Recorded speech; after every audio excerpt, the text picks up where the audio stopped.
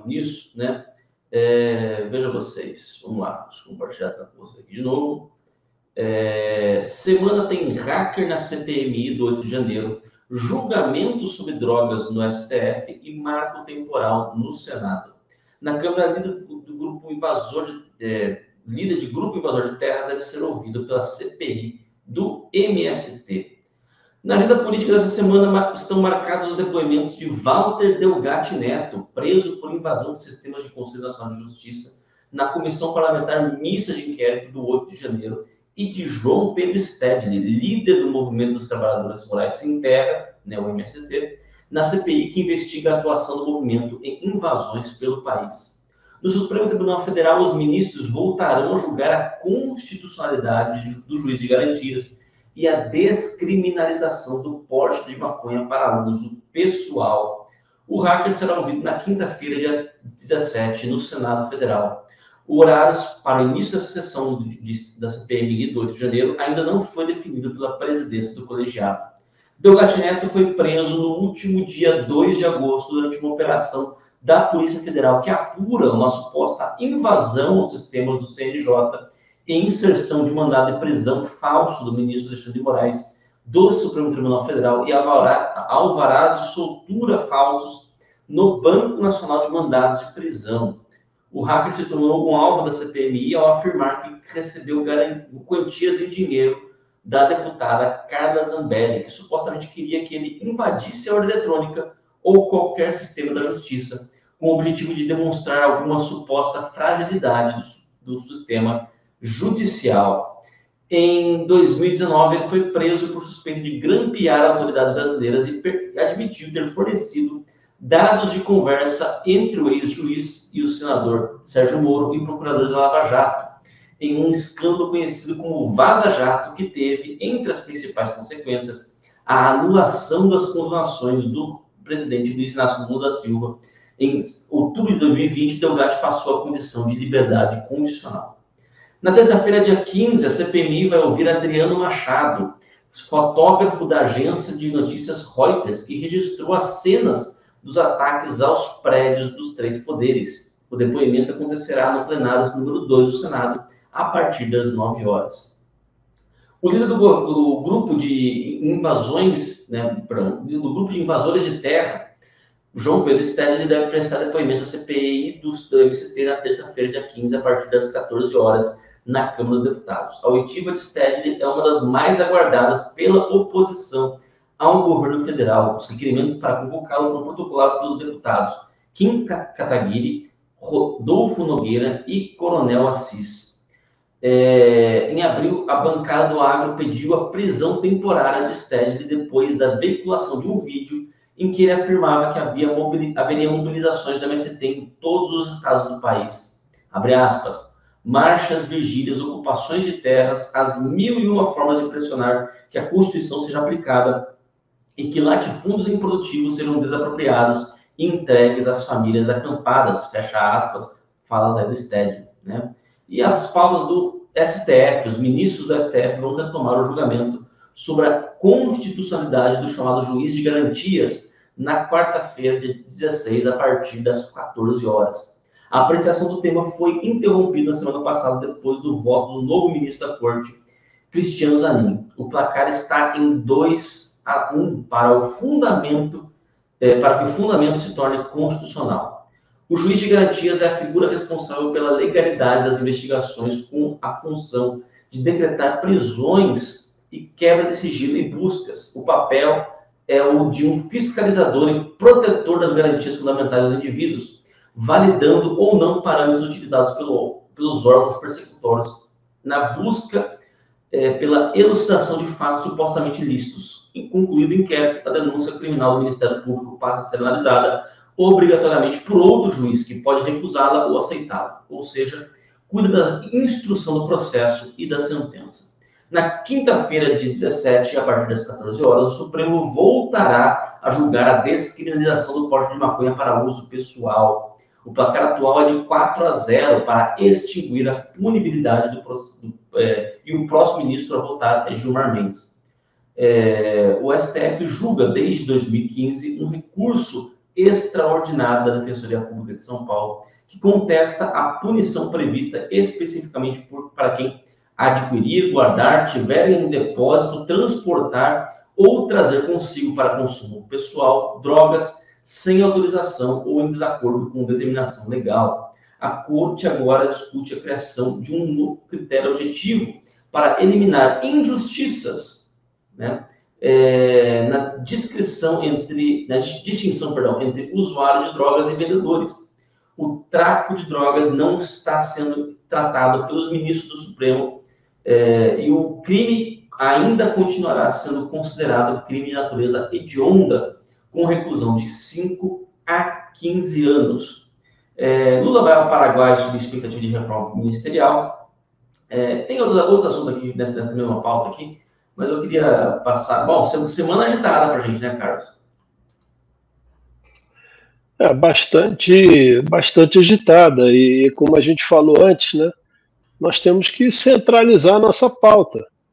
Entendeu? O que adianta você discutir juízo de garantia? Não, ótimo. Falar instrução do processo, etc. Aí vem o Fachin e a segunda turma, faz o seguinte, olha só, o sujeito se evadiu, né, fugiu, está respondendo, é réu no processo, tá bom? Aí na audiência de instrução, o sujeito fugiu. O Fachin foi favorável no relatório dele que ele pudesse participar de videoconferência na reunião de instrução. Quer dizer, o sujeito, ele pode ser representado pelo seu advogado, etc. O sujeito fugiu, não respeitou o mandado de prisão, não respeitou a justiça. Aí, pela tal ampla defesa, etc., entre aspas, né, que isso não é ampla defesa, isso é uma destruição do sistema jurídico e moral do país, o sujeito pode, de onde ele estiver, de lugar incerto, participar da instrução. Então, eu vou discutir juízo de garantia. Para fazer qualquer coisa nesse país, a cabeça dessa gente é que determina. Por exemplo, passando para a droga, né? Existe o efeito da droga, né, que é o direto do uso, e existe o efeito da droga, que é exatamente a formação e qualificação, quer seja intelectual ou moral, dessa gente. Então, o Brasil está subordinado ao império da droga. Porque não tem como dizer que matérias como essa, né, se tivéssemos um judiciário que se conformasse às suas condições constitucionais, né, perdão, da Constituição, essa matéria deveria ser, se for ser discutida, deveria ser discutida no Congresso Nacional. E a população brasileira que sofre na ponta, né, com os assaltantes, com os meliantes, com traficantes, com uma série de domínios, quer eles mais amplos, quer eles mais, vamos dizer assim, quer eles menores, que sejam menores, essa população que sofre não quer liberação de droga nenhuma. Quem tem os filhos, né, que parece, né, de repente, assediados por esse ambiente, né, e eles começam a utilizar droga e vê a destruição da família e de seus filhos, quem é que quer a liberdade para isso, para o erro? Né? Definir, por exemplo, quanto se pode carregar, uma vergonha. Então, quer dizer, o sujeito pode comprar a droga, tá certo? E a droga é um produto ilícito, ele pode utilizar. Então, por que o receptador é preso? Se o cara, de repente, compra um pneu que foi furtado de alguém, o cara compra e, de repente, é preso por receptação. Não é a mesma coisa? Se você comprar um produto que não é legalizado, né, não tem condição de legalização, e essa história de que o viciado é coitadinho, coisa nenhuma. De repente você tem, ali é o promotor desse aquecimento de mercado e dessa destruição da sociedade no campo da segurança. Tenho muita piedade, pena dessa gente, sem dúvida nenhuma. Então vamos aos programas de prevenção e vamos aos programas de tratamento. Nós temos que mostrar, a sociedade tem que saber que a droga é uma situação gravíssima e difícil. Então as pessoas não podem entrar, tem que ter elementos fundamentais para dizer não. E se por acaso sucumbirem a esse assédio da droga, ao encanto, entre aspas, da droga, o que você tem que fazer? Você tem que dar instrumentos de saída. e não de promoção para o aprofundamento e destruição. Então, quer dizer, essas coisas são absurdas. Então não se pode ter, quer dizer... E outra coisa, Ítalo, e as pessoas que nos assistem aqui, tudo em ambiente fechado. São as autoridades que falam. Você não tem voz. Essa gente, nós não votamos nessa gente. Então como é que eles vão decidir políticas públicas, definições de estruturas de crime, etc.? Eles têm a obrigação de executar o que está na legislação. Se a legislação está ruim, o povo tem que trabalhar para eleger melhores e a gente trabalhar no âmbito do Congresso Nacional e do Poder Executivo, que também pode mandar mensagem. Não o Poder Legislativo, pode mandar mensagem sobre suas matérias e condições de sua administração, não de políticas públicas. Então o Brasil está uma... Desculpa a expressão, perdão, pessoal, está uma zona. Isso está uma zona. Não é possível administrar um negócio desse. Aí você vê o sujeito lá, ó, vamos juntar com o assunto do Stedley, convidado, um sujeito que todo mundo sabe que é um invasor de terra, promotor de revolução, destruidor dos conceitos básicos de economia de defesa da propriedade privada. E esse sujeito é convidado para ir numa comitiva do agronegócio do país para a China. E ele diz o que você leu aí. E se isso não é incitação à violência, eu não sei o que é. Incitação à violência é o crime. Sujeito desse tinha que ter prisão preventiva. Se qualquer um de nós falar 1/10, 1/100 do que esse sujeito falou, nós já estamos com busca, apreensão e prisão dedicada à prisão preventiva. Estariam pegando nosso celular, né? Como é que chama esse negócio que eles falam aí de milícia digital, né? Então, a realidade é essa. Nós estamos vendo o país desabar, ser destruído, entendeu? E essas forças políticas que estão ativas, poucas ativas ainda, não fazem absolutamente nada. O Senado é um poço de silêncio. Um absurdo que eles estão fazendo contra o Brasil, essa medida de violação legislativa, de interferir em atividades que são exclusivas do poder do parlamento. E simplesmente eles fazem qualquer coisa. O Barroso agora deu declarações aí de que quando assumir a presidência vai discutir políticas públicas. Então, na verdade, ele é o presidente, vai se tornar o presidente do Brasil sem eleição.